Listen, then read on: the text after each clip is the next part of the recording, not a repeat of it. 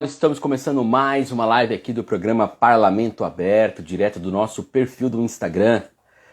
Hoje falaremos com a corredora, ultramaratonista Stella Vaz, que recentemente aí completou uma prova de 430 quilômetros. Não é fácil não. E também fez uma ação solidária muito importante aí de doação de alimentos, mais de 2 toneladas de alimentos doados para o Banco de Alimentos aqui do Fundo Social de Solidariedade de Piracicaba. Olá, Stella, tudo bem? Oi, boa tarde. Boa tarde, seja muito bem-vinda aqui à nossa live do programa Parlamento Aberto. Estava falando aqui dos seus recentes feitos aí da ultramaratona e também da doação, dos alimentos, E que bacana, muito prazer recebê-la aqui, seja bem-vinda e muito obrigado aí pela disponibilidade em atender o nosso convite, viu? Muito obrigada pelo convite, Muito importante participar e poder divulgar, contar, para as pessoas como é que foi, que tudo se passou e 430 quilômetros, 2 toneladas de alimentos, foi um feito e tanto, foi muito bom. Que bacana, que legal.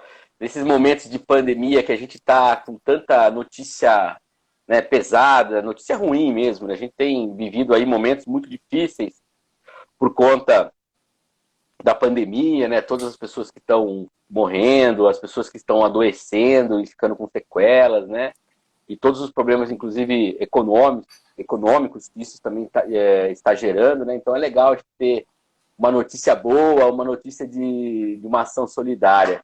Mas eu queria a gente começar o nosso papo aqui, Stella.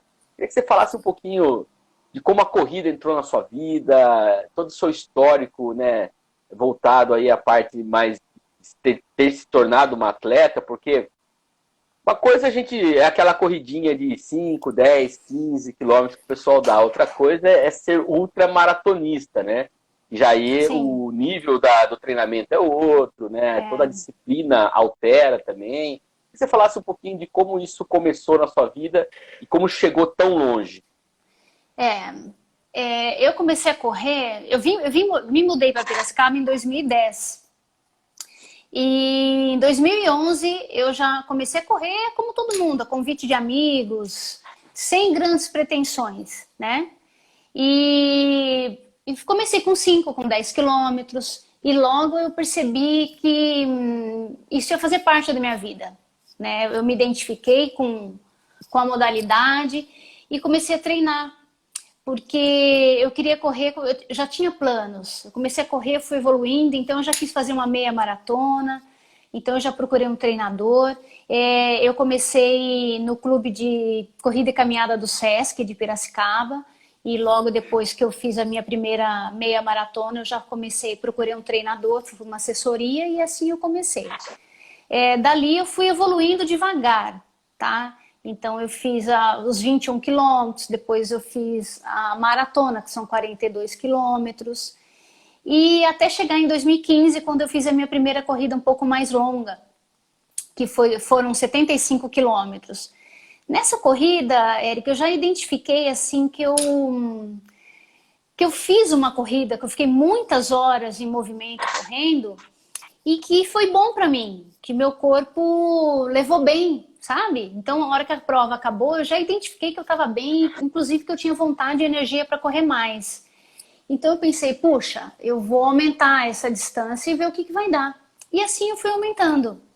Eu identifiquei muito bem o meu corpo, a minha mente na corrida longa. Isso depois de alguns anos, Então são 10 anos aí agora em abril, 10 anos de corrida. E a corrida longa mesmo, a primeira eu fiz em 2015. Então levou um certo tempo até você conseguir fazer as grandes distâncias aí, Levou. É importante as pessoas saberem disso. Primeiro, eu acho que um dado importante é saber que eu comecei como todo mundo. Eu não tinha essa pretensão. Eu não nasci atleta, Eu sou uma pessoa comum, eu trabalho, eu tenho a minha casa para cuidar, eu tenho filho, eu tenho marido, eu tenho as minhas obrigações. E eu comecei a treinar como todo mundo. Amigos me chamaram e fui.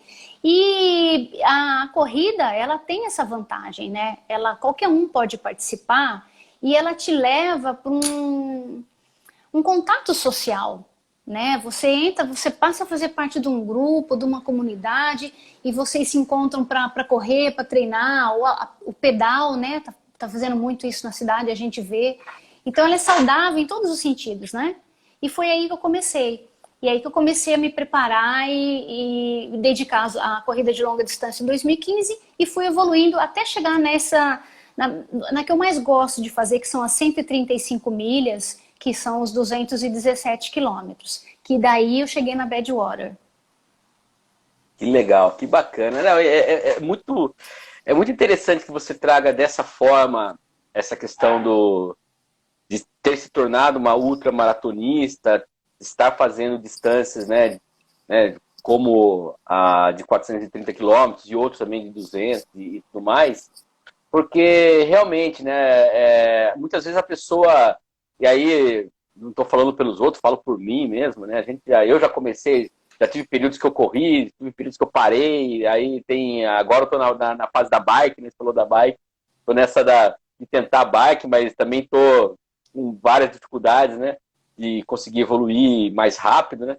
Mas é legal porque realmente é algo que quando você se encontra, né, é aquela coisa, né? No caso da corrida, né? Eu sempre comento, assim, eu gosto muito de estudar coisa relacionada à evolução, né? E o ser humano, ele começou a se desenvolver correndo, né? Andando, correndo, tendo que fazer grandes corridas de grandes distâncias para conseguir caçar, por exemplo, né? Então, assim, é algo que está num certo DNA primitivo nosso aí de ser humano, né? Então, é legal quando você coloca tudo isso num aspecto de simplicidade, pô. É simplesmente algo que você começou devagar e aí foi crescendo, né? Isso acaba sendo também inspirador, você não acha? Então, eu acho que é inspirador no sentido de levar a pessoa ao movimento, né? Ainda mais nesse momento que a gente está vivendo, tanto tem se falado da importância da atividade física, no que ela faz para o seu corpo, no que ela te ajuda, no que ela te fortalece, prepara seu sistema imunológico e tal. Mas eu não sou fisiologista, não sou médica, não vou me ater mais aos benefícios, eu digo assim, psicológicos.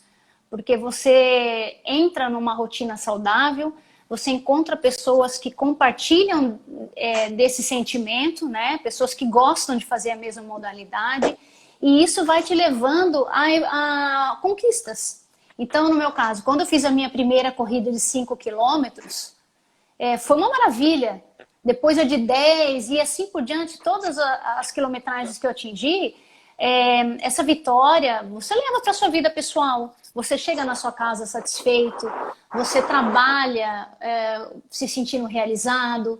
Então, a vitória é isso. E a derrota também, né? Eu não posso falar que eu só venci sempre, tudo deu certo sempre. Não, teve momentos de dificuldade, momentos que eu tive problemas ali para superar.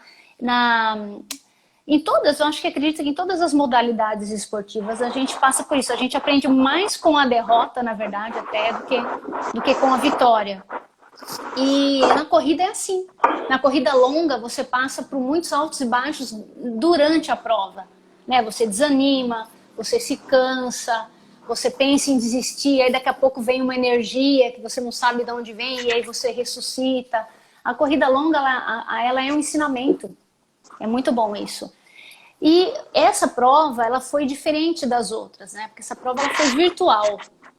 Então, essa prova eu pude participar no ambiente que eu treino todo dia. Isso foi muito novo para mim.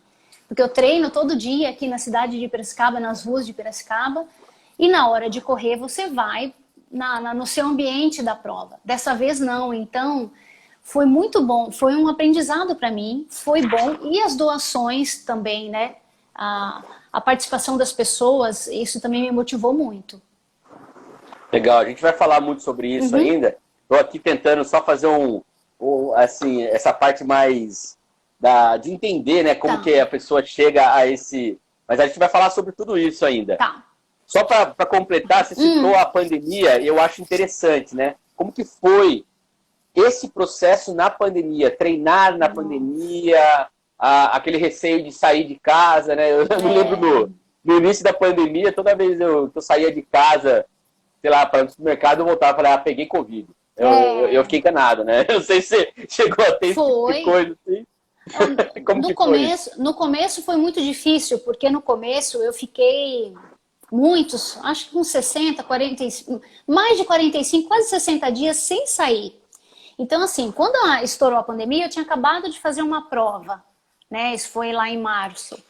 E essa prova, inclusive, ela quase foi cancelada. Ela não foi cancelada porque não teve tempo, assim. E logo na semana seguinte estourou a pandemia, eu já iniciei o home office e tudo. No começo foi um choque, né? Acredito que para todo mundo. É uma coisa muito nova para nós. A gente nunca passou por uma situação dessa. A nossa geração, pelo menos o nosso país, a gente nunca vivenciou isso. Então era medo, né? Era pânico total. Eu lembro, para você ter uma ideia, eu moro no 5º andar. O que eu fazia? Eu subia e descia a escada. Para não ficar sem fazer nada, eu subia e descia várias vezes aqui na escada do prédio para não ficar sem fazer nada, porque eu não saía para nada. Depois não, depois as notícias de que se você tivesse ao ar livre sozinho, isso não tinha problema, que você poderia ir. Então depois aos poucos eu comecei a sair.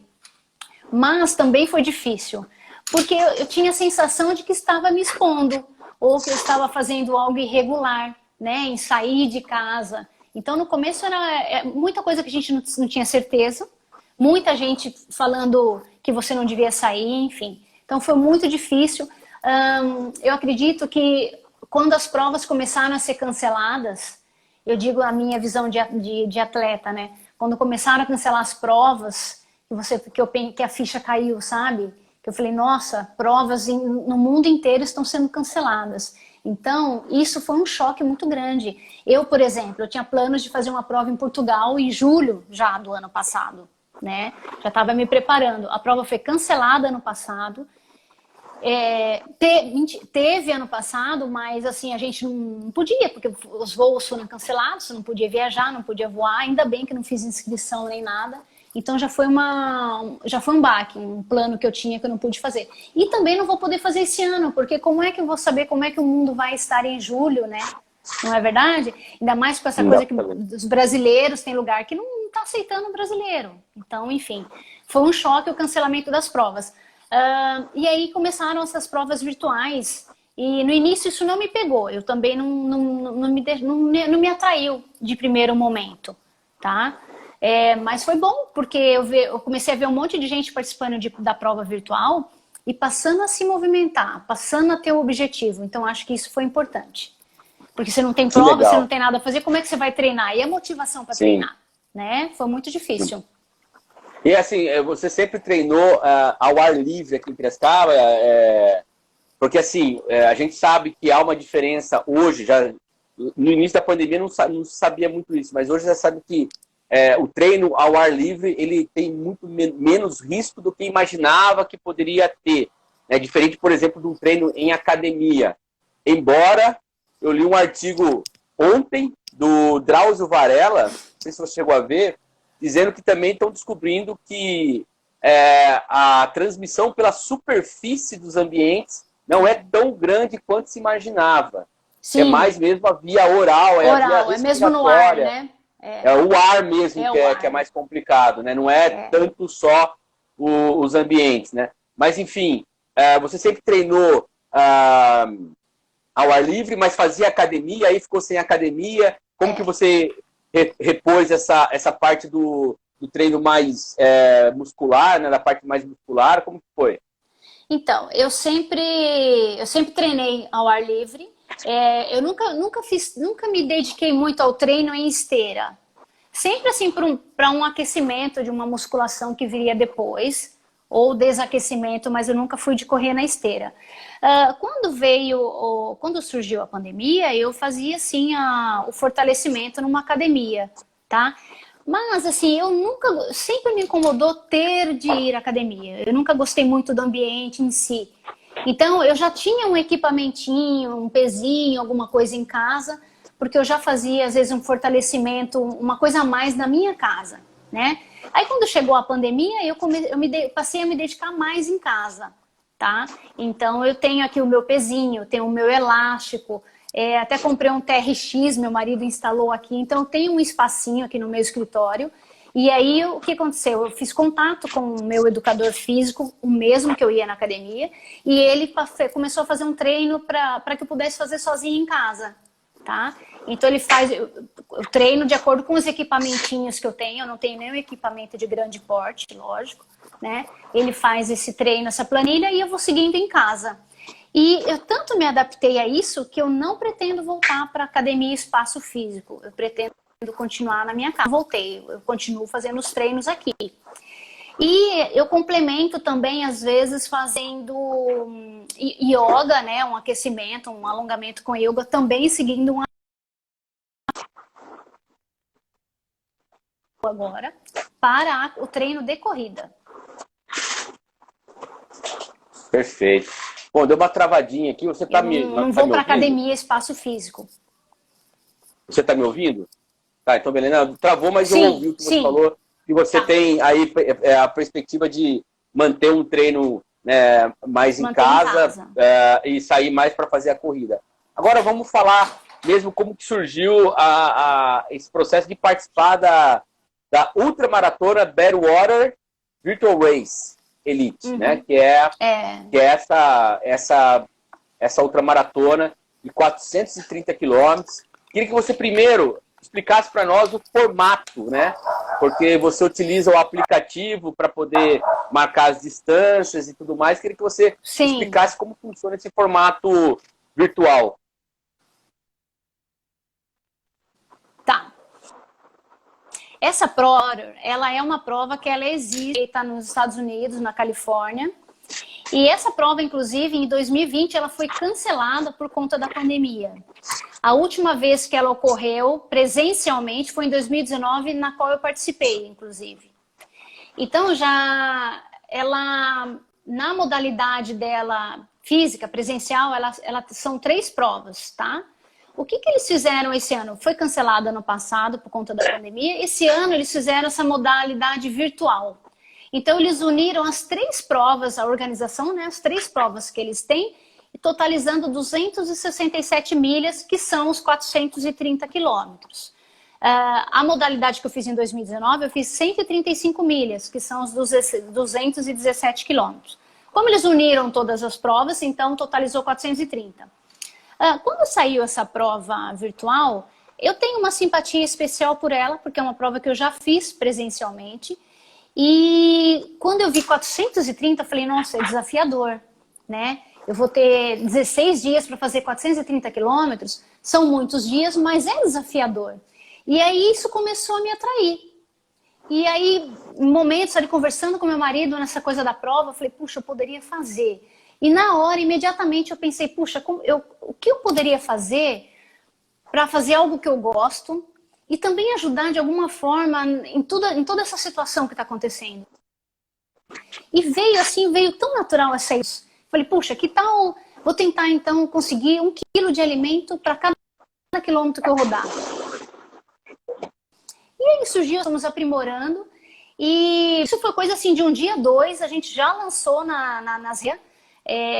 Fiz uma artezinha aqui em casa mesmo, me preparei, fiz a inscrição e já lancei essa ideia no Instagram e no Facebook. E o retorno foi surgindo, nós vamos falar, né, mais, né? Mas a ideia foi assim, foi uma coisa muito simples. E a gente não imaginava que tantas pessoas fossem aderir, que tantas pessoas fossem nos ajudar e comprar ideia, sabe? Foi coisa de minutos mesmo. Que bacana, que legal. E aí você, dentro da modalidade virtual, você tinha que completar 430 quilômetros num determinado período. Você falou 16 dias, né?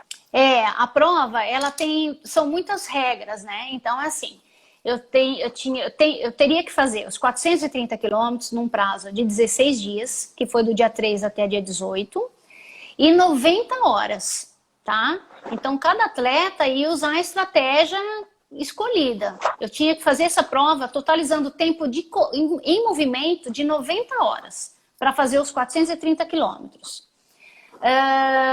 Isso eu saía para correr com um relógio GPS, tá?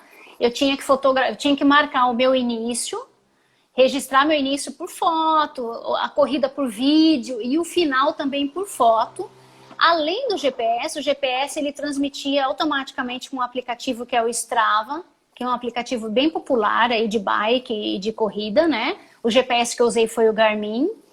Transmitia para o Strava e do Strava eu tinha que pegar os totais e entrar em um site deles que é Run Sign Up e lançar os dados igualzinho do Strava no site e ainda copiar o link que eles, inclusive, eles estão fazendo essa consulta agora, essa semana de link a link de todos os atletas para fazer a conferência. Então, eu transmitia para eles quanto eu havia corrido, o tempo, e o tempo, é legal falar para quem corre e vai saber, o tempo é o tempo total, tá? Eu não parava o relógio para tomar água ou para me alimentar, nada, é o tempo geral, tá? Então, eu lançava esse tempo e a altimetria, embora a prova, ela não considerasse a altimetria no sentido de diferenciar um atleta do outro, tá? Mas a gente também lançava a altimetria da gente, que é a subida, né? O quanto você subiu no percurso. Isso eu tinha que lançar todas as vezes que eu corria. Então, no caso, eu corri. A minha estratégia foi seguida do início ao fim. Eu corria todas as manhãs, uma corrida mais longa. Primeira semana eu fiz 20 quilômetros todos os dias. E no final do dia eu fazia um percurso mais curto e mais leve. De manhã eu me preocupava um pouco mais com o ritmo, tentava render melhor. E no treino da tarde eu tentava fazer mais tipo um regenerativo, um trotezinho, uma corrida mais leve, mas também que precisava de todos os quilômetros possíveis. Então eu corria 2 vezes por dia. Teve atleta que optou em fazer 4 vezes por dia, percursos menores e muito mais rápido. Tá? Então, cada um teve a sua estratégia. Eu montei uma planilha com meu marido aqui, também meu educador físico me orientou, de acordo com o que seria possível correr todos os dias, sem chegar no meu limite. Tá? Então, eu fiz um plano. Dentro desses 16 dias, eu fiz um plano de 14 dias. Porque eu pensei, eu quero dar uma margem, porque digamos que um dia eu tenho uma torção, ou eu tenho uma dor na perna e eu preciso descansar um dia. Então eu fiz um plano deixando 2 dias de folga para o final. Por isso eu consegui terminar a prova um pouco antes. Então era tudo seguido, eu tinha uma planilha no Excel aqui, sabe? Que eu chegava e tinha que seguir. Legal. Foi tudo bem marcadinho. Você falou do treino regenerativo da tarde, mas como que era essa... Porque assim, a gente sabe, né? Eu que acompanho muito futebol, a gente sempre fala da sequência de jogos, né? Então, agora com esse calendário louco aí do Campeonato Paulista, tem time que está jogando a cada 2 dias, né? Então, você tem todo esse problema do acúmulo, né? Como que você conseguiu dosar isso e qual foi o seu cuidado na parte tanto de alimentação quanto de complemento alimentar também, para poder, né, suplementação alimentar, para poder dar conta dessa perda muscular que você foi tendo diariamente, né? Então, eu também não saí, aliás, nenhuma prova, né, dessas longas que eu fiz sem orientação, né? Desde a Badwater em 2019, eu recebo orientação do Dr. Luiz Mendes, que é um médico do esporte. E conversando com ele antes mesmo de fazer a inscrição, eu me aconselhei com ele, o educador físico, para ver se isso era viável, se eles achavam que eu tinha condições, saúde mesmo, né? E aí, qual foi o consenso, então? Que eu deveria correr todo dia no mesmo horário. Por quê? Para dar o mesmo tanto de horas para o meu corpo se recuperar, tá? Então, eu começava às 6 da manhã, durante a semana, né? No fim de semana era até mais cedo. 6, 6 e meia eu já estava na rua. E aí o que acontecia? Eu chegava em casa, eu tinha o dia todo, a tarde toda, parte da manhã e a tarde toda para descansar, né? E à tarde eu ia fazer esse outro percurso. Por que eu falo regenerativo desse outro percurso? Ele foi regenerativo não só fisicamente. Então, quando eu saía 5 horas para correr, eu não tinha em mente assim, eu preciso manter o ritmo. De manhã eu tinha. De manhã eu queria ter um ritmo definido. À tarde, não. Então, por exemplo, assim, eu preciso caminhar um pouco. Eu caminhava. Não, agora eu vou trotar. Eu trotava, tá? Por isso que ele é regenerativo. Não só muscularmente, mas até psicologicamente. porque eu conseguia ir mais relaxada, vamos dizer assim. E isso não desgastava o meu corpo, porque dentro de poucas horas eu já ia correr de novo. E eu ia correr num ritmo mais acelerado, mais forte. Então eu me dediquei à velocidade, à intensidade pela manhã, descansei durante o dia e fiz um treino, e fiz uma etapa, não é treino, a corrida, né? Fiz uma etapa mais leve no fim do dia. Alimentação, muito importante, o sono, né? Muito importante. Fiquei muito preocupada com o sono. É um ponto que às vezes é negativo comigo, eu fico ansiosa, já durmo menos, então eu fiquei um pouco preocupada com o sono, mas tirando a primeira noite, os primeiros dias, depois eu consegui já dormir bem. Porque o corpo é incrível, né? Mas tudo, a rotina, ela é boa, ela ajuda. O meu corpo foi entrando numa rotina, então eu acordava às 6 horas, eu ia correr. Eu não tive nenhuma lesão, eu tive dor, sim, tive dor nas pernas e eu já fui fazer uma soltura, um tratamento disso, logo no início, para que isso não se transformasse numa lesão e me impedisse de terminar. Então, o corpo sentiu sim, mas ele também entrou no automático, tá? É natural, né? Você fazer essa intensidade de treinos né, todo dia, 20 quilômetros, 20 quilômetros todo dia, isso aí vai desgastando, é natural, né? Mas assim, você fazia alimentação pré-treino, então você ia correr 6 horas da manhã, mas que hora que você acordava para poder fazer o pré-treino e fazer toda essa estruturação antes de cair para a rua correndo? Tá. Durante a semana em que eu fazia os 20 quilômetros, que não era uma distância tão longa, estou falando comparado a um longão, tá?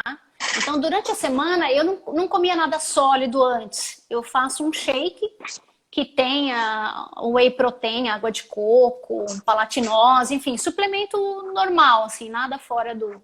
Eu fazia um shake desse gelado, então eu só bebia esse shake e já saía para a rua e eu levava um gel desse de carboidrato, tomava normalmente no meio. Eu optei em fazer percurso de ida e volta, porque isso psicologicamente funciona muito para mim. Puta, eu chegava lá 10, puxa, agora só falta 10 para voltar. Isso para mim vale muito. Tem gente que não gosta, né? Eu prefiro. Então, quando eu chegava que eu ia voltar, eu tomava esse gel e ia tomando água, normal, tá? No período da tarde, eu já me alimentava, fazia um bom almoço, né? Normalmente com bastante carboidrato, dei uma focada um pouco melhor, mas normal também. Mas eu sempre tentava carboidrato obrigatoriamente. E saía à tarde. Como à tarde eu tinha um tempo maior, eu não precisava madrugar para me alimentar melhor durante o dia, tá? Agora, no dia do longo, no sábado e no domingo, que eu fiz 40 quilômetros, 38 quilômetros, então eu já acordava um pouco mais cedo para tomar o café da manhã normal, que eu digo lá, um cappuccino com manteiga normal, e além disso tomar esse shake que eu tomava durante a semana. Então, para ingerir isso tudo e sair correndo, então eu acordava um pouco mais cedo, tá? Normalmente eu fui fazer esse trecho longo fora da cidade. Esses eu fui fazer um pouco mais distante. Acho que metade deles eu consegui sair correndo de casa. O que eu não consegui sair, eu me alimentava e ia levando esse shake no carro até chegar lá e começar a correr, já dava tempo de tomar, tá? Que bacana. Não, é muito legal você falar de todo esse processo aí, porque eu que sempre fui um atleta amador, nem vou falar isso, mas nem sempre gostei dessas coisas, sempre achei que eu sempre errei muito na parte da alimentação, do pré e do pós. Então, assim, é algo que eu gosto de entender, porque, né, eu falo isso porque eu vejo muitas pessoas que começam a fazer, tem empolgação, o que é gostoso, dá toda aquela adrenalina, mas acaba tendo uma lesão, e aquela lesão acaba sendo, sabe, pô, eu tava indo bem, eu tava fazendo 10 quilômetros, agora eu tive essa lesão, vou ter que ficar tanto tempo parado. A alimentação então, interfere muito. Interfere demais, lógico. Então, por isso que eu tô querendo saber dessas questões. E você falou um outro aspecto que eu achei... pode falar, depois eu... Não, pode falar, porque acho que a minha resposta vai não, falar. Porque eu achei interessante, você falou assim, eu gosto de trajeto ida e volta, porque isso, para mim, psicologicamente, é muito bom. Como que você descobriu isso? Ó, quando eu decidi fazer minha primeira maratona, foi quando os treinos começaram a ficar mais longos, né? Que você chega a fazer até 30, 36 quilômetros. E quando eu fiz isso, quando eu fui fazer o treinamento maratona, o treinador que eu trabalhava na época, ele usou isso. Não lembro agora por que razão, ou não sei se é porque a gente era iniciante. E eu me adaptei muito bem. Então, ó, hoje nós vamos fazer 36, um exemplo. Então, eu corria 18 e agora só falta voltar. Sabe? É meio que engana o cérebro. De certa forma, você engana, porque agora é só voltar, mas isso só tá, na verdade, são 18 quilômetros, né? E eu me adaptei bem. Quando eu vou fazer um percurso que ele é circular, que eu não vou fazer a saída e volta, eu ando assim pensando, nossa, eu fiz 20, mas não tá rendendo, vou ter que fazer mais 10. De repente, se 10 vira 12, eu não sei, eu não tenho poder, eu não sei o que está na minha frente. Isso me incomoda, me dá um pouco de ansiedade. Quando eu faço o percurso de ida e volta, eu sei o que eu vou enfrentar para voltar. Então, por exemplo, ele é muito difícil na ida, porque eu sei que na volta eu vou ter essa febre, não, vou voltar, mas agora é mais fácil. Agora vai ter mais descida, por exemplo. Da mesma forma no começo, nossa, tá difícil agora. Não, mas calma, porque na volta vai ser mais fácil. Então, eu vou trabalhando com a minha mente, você entendeu? Na verdade, eu vou meio que me ludibriando, vamos dizer assim, tá? E sobre a suplementação, a alimentação, a suplementação, ela varia muito de pessoa para pessoa, né? Hoje eu vejo, tenho amigas aí que seguem N dietas, enfim. Às vezes demora para o atleta achar qual que é a melhor para ele, né? Eu me identifiquei bem. Eu já fui em vários nutricionistas, desde o começo eu faço esse acompanhamento. E hoje eu tenho me preocupado especialmente com isso, porque eu sou mulher, pela idade, eu não quero passar. Eu sei que o desgaste daqui para frente, ele sempre vai ter ele vai falar mais forte no meu corpo, então eu tenho que pensar como é que eu vou estar amanhã. E na corrida eu também pensei isso. Falei, puxa, eu vou ter que correr todo dia, eu vou ter que ter energia todo dia. Então eu tentei me alimentar muito bem, mas dentro daquilo que a gente se alimenta todo dia, sabe? Eu não ousei introduzir nada novo neste momento na minha vida, no alimentar. Porque eu não podia correr o risco de não me adaptar ou do meu corpo não aceitar aquilo. Então, como eu decidi fazer essa prova, a prova virtual veio agora, eu não estava com treinamento constante, eu também não fui assim... porque quando eu vou fazer uma prova, eu faço um treinamento longo, pelo menos 6 meses. Então, eu vou num nutricionista e eu faço esse acompanhamento junto com o meu treino. Ou seja, o corpo fisicamente e a minha alimentação e a suplementação. Para essa prova eu não tive muito tempo, porque eu decidi, vou fazer essa prova virtual, preciso dessa motivação, então eu não me muito na minha alimentação. Mas eu tentei comer bastante, né? Isso.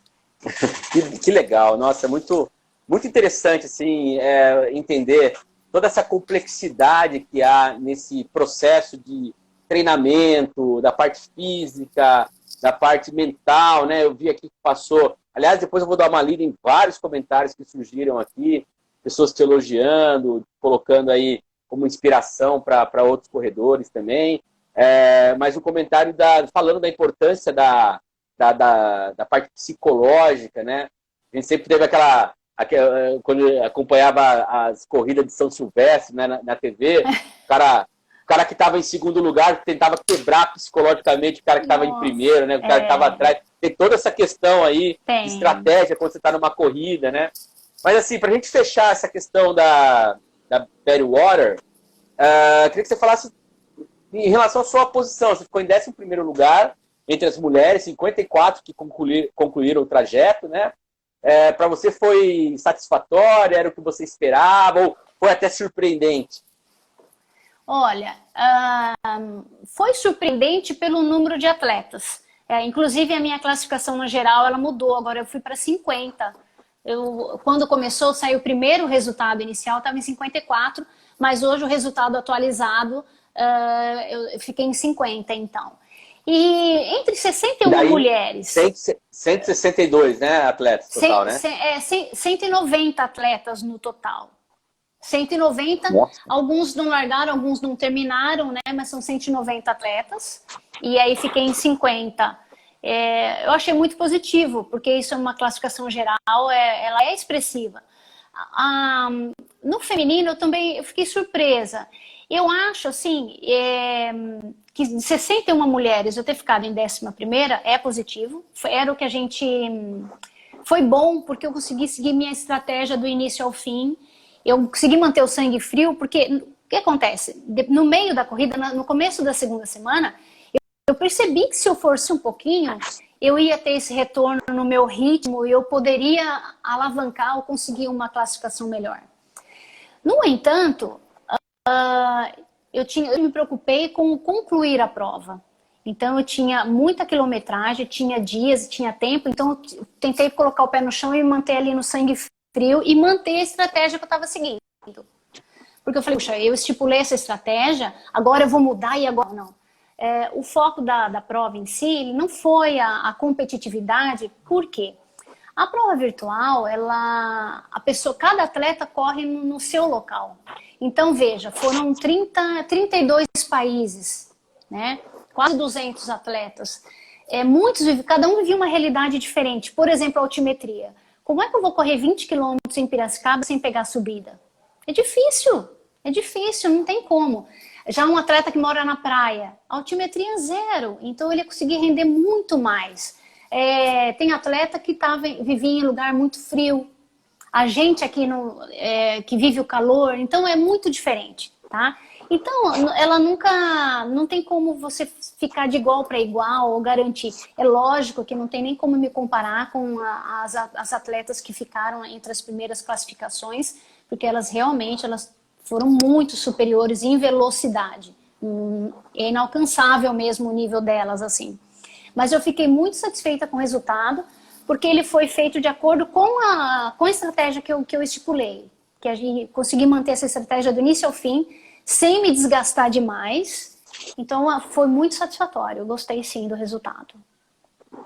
Legal. Não, com certeza. A gente pergunta do resultado, né? Mais como uma forma da gente ter uma mensuração, mas eu acho que você tem muita razão nisso daí, que não dá para fazer É diferente você estar no mesmo ambiente, ter o mesmo trajeto, e aí ter uma competição em que vocês saem, né? Aí uma ultrapassa a outra ou não, e aí tem o primeiro, segundo, terceiro, quarto.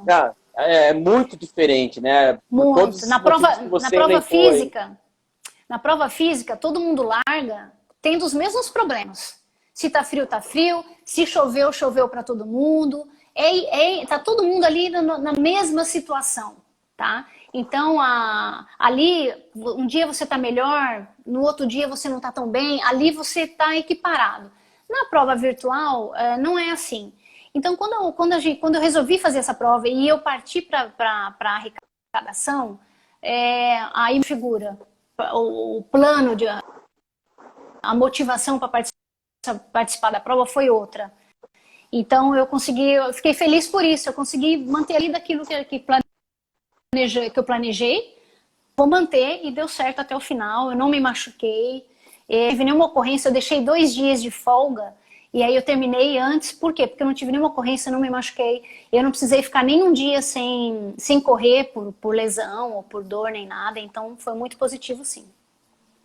Com certeza, você disse muito bem e eu acho que é o grande acontecimento, lógico, não só para você, mas para a cidade em si, é a ação solidária, que você explicou ali como começou, foi uma coisa, eu vou introduzir algo diferente aqui para poder dar um outro sentido, né?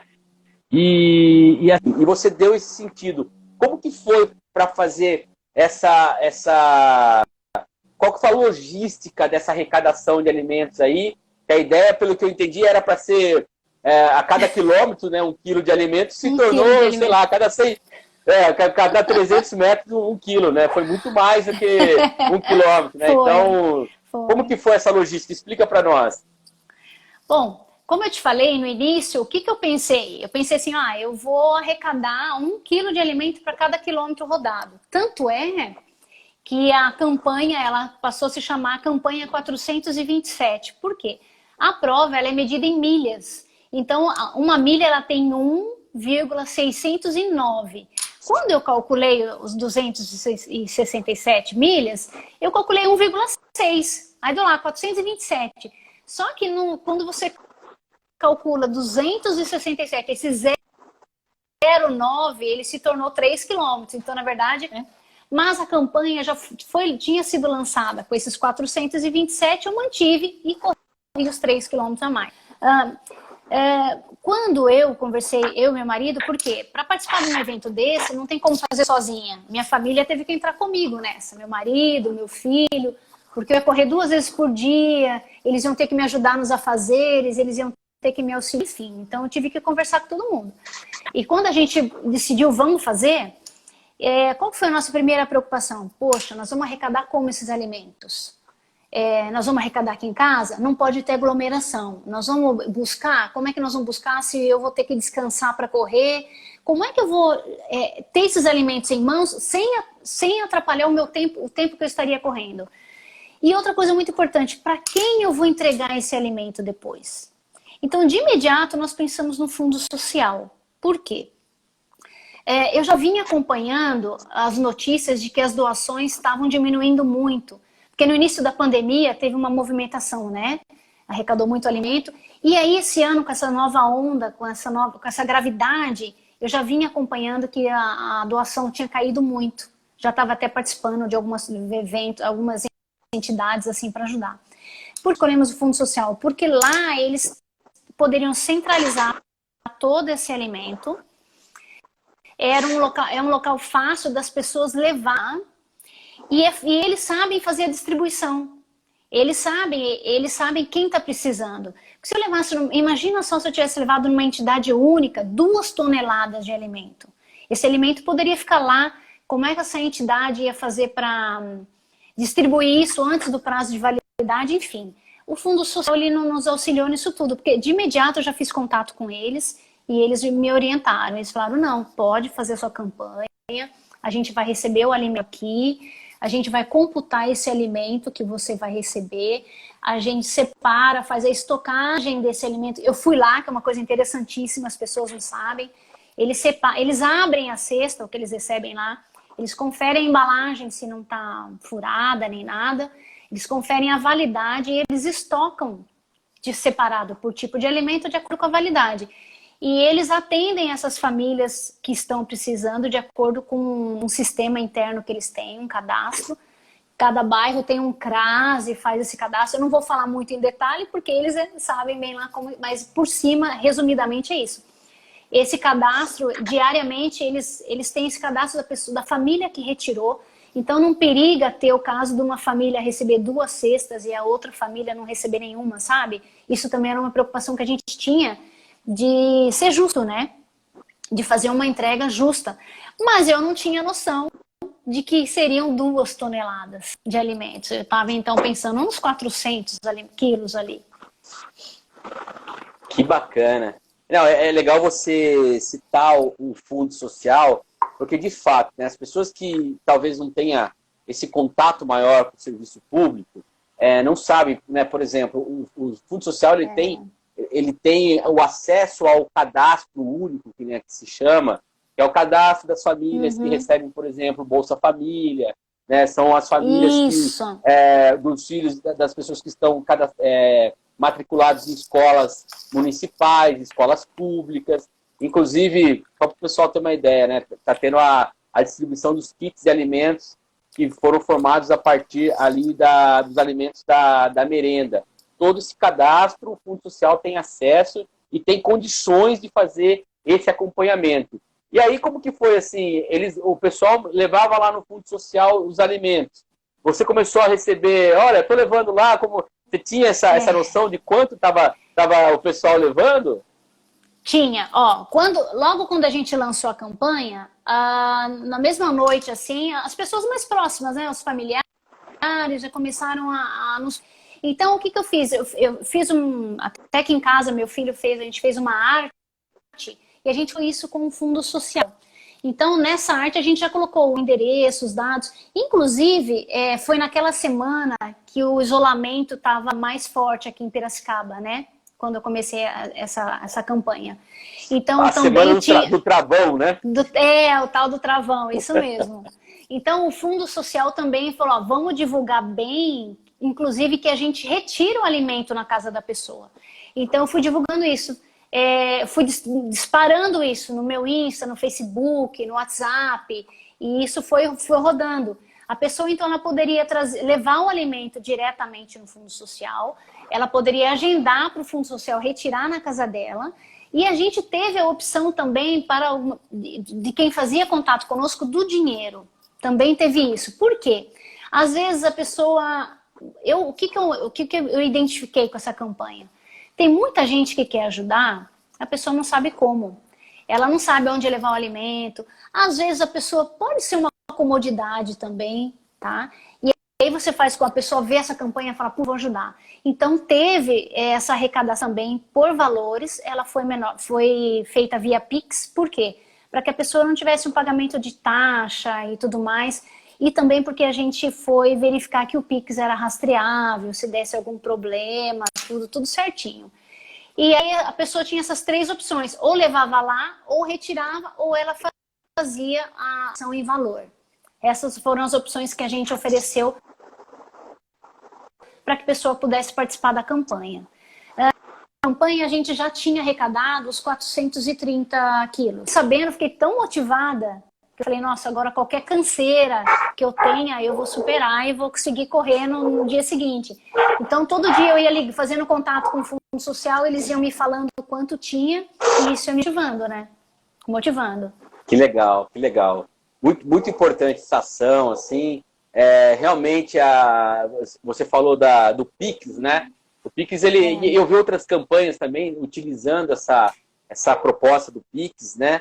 Que realmente é uma forma das pessoas terem, né, poder ajudar, é uma forma também de saber rastrear e você não paga as taxas aí que o banco tem, né? Agora, você trabalha na justiça eleitoral. Sim. A tua visão de alguém que está no setor público influencia você a ter esse olhar? Porque, assim, eu sempre falo, a gente que trabalha no setor público, né? Muitas vezes a gente vê muita... E não é por maldade, tá, gente? É por ponto de vista, tá? Ah, devia ser assim, não devia ter tal coisa, né? Ah, devia privatizar não sei o quê. E, cara, a gente que está dentro do serviço público, cara, a gente olha uma complexidade da cidade. A cidade é muito complexa, são pessoas com muitas condições diferentes. Isso te influencia a observar, por exemplo, estar na justiça eleitoral, talvez os setores mais amplos criticar. Amplos, que eu digo assim, universais, é a justiça eleitoral, porque todo mundo pode votar, então todo mundo tem, de alguma forma, acesso à justiça eleitoral, né? Lógico, apenas os mais jovens que não têm, né? Que é até os 16 anos e tal. Mas isso dá uma visão para a gente de que a vida é muito mais complexa, né? A vida em comunidade. Você leva isso do serviço público para você, Stella? Olha, o serviço público, ele presta um serviço para o cidadão, né? Então, quando isso foi... Eu acredito também que a escolha de entregar o alimento para o Fundo Social se deve muito até à minha função pública. Porque eu sou servidora, eu sou funcionária, então eu presto serviço para todos que precisarem procurar a Justiça Eleitoral.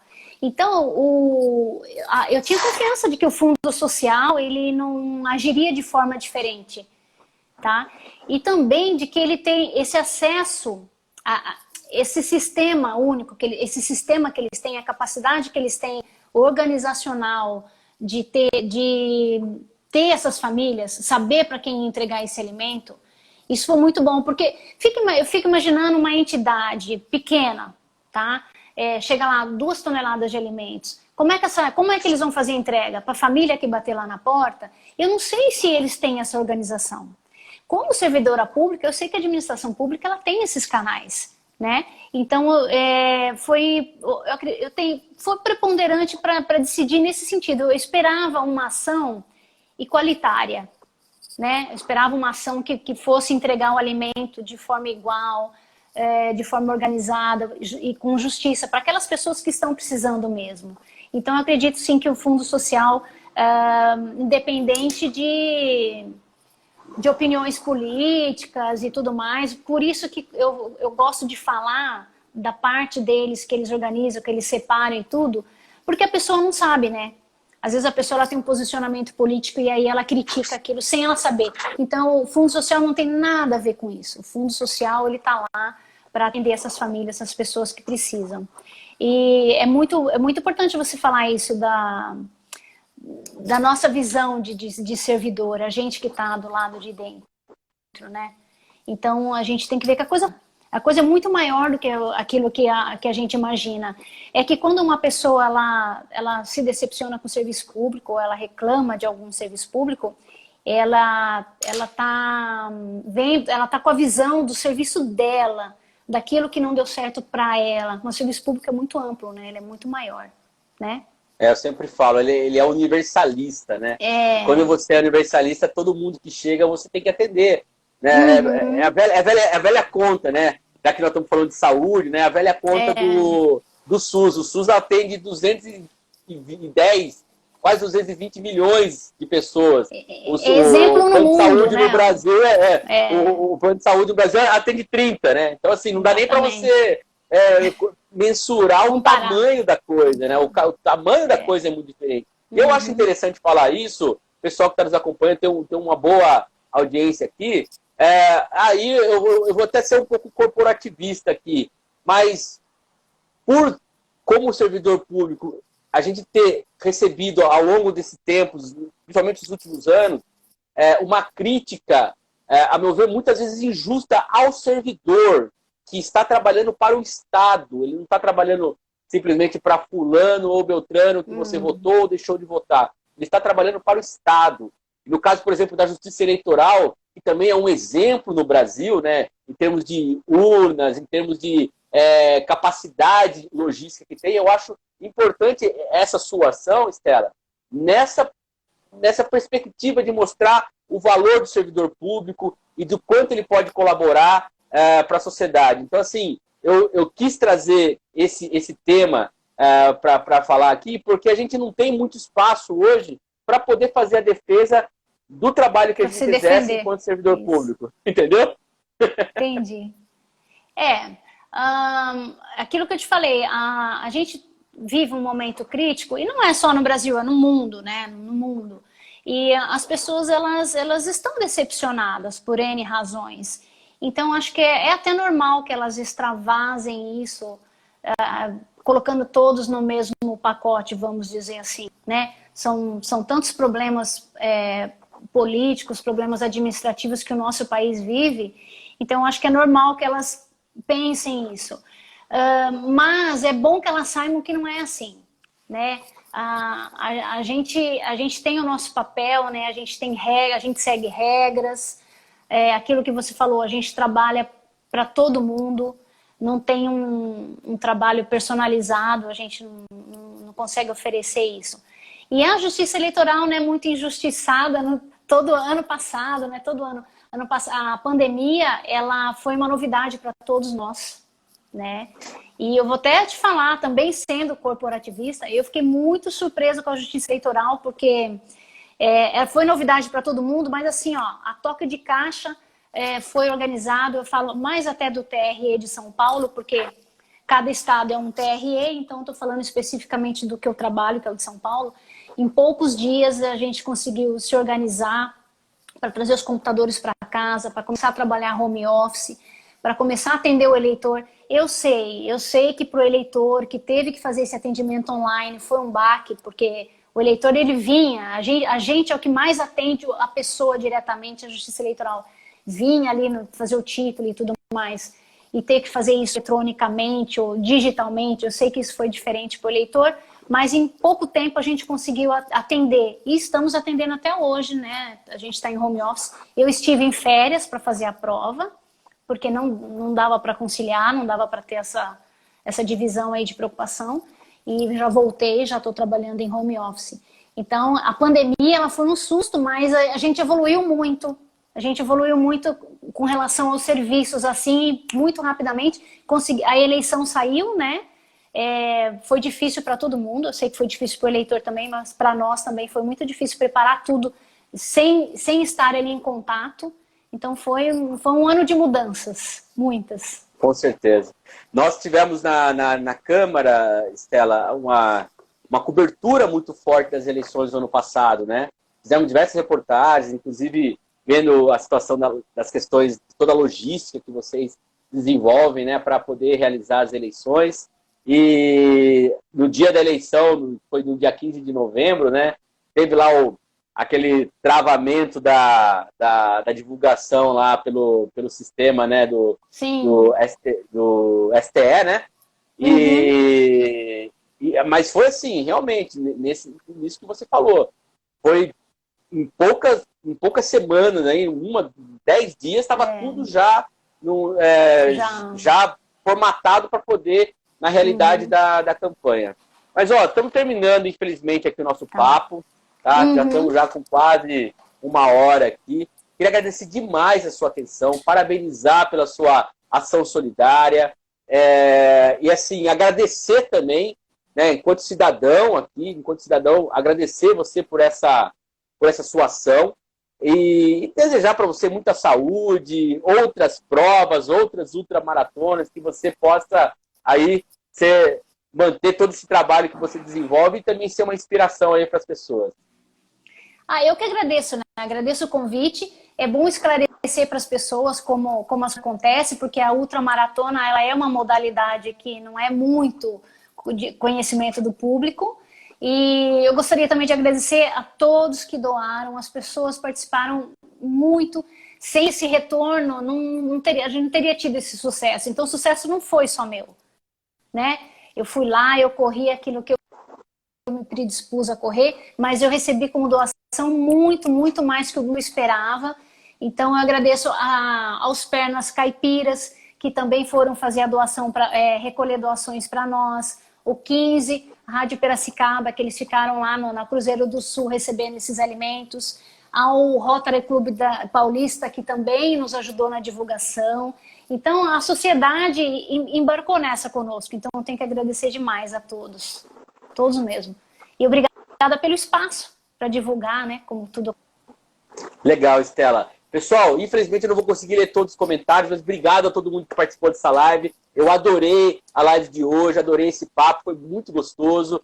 Mais uma vez, parabéns para todo mundo que doou, parabéns para a Estela, parabéns para o Fundo Social pelo trabalho aí de divulgação, de destinação dessas doações. E vamos aí, apesar de todas as dificuldades, eu acho que quanto mais solidariedade a gente tiver, mais fácil vai ser a gente passar por esse momento aí tão difícil.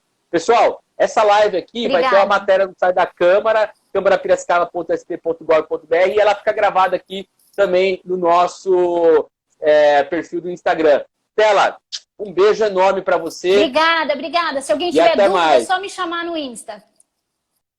Valeu. Tchau. Obrigada.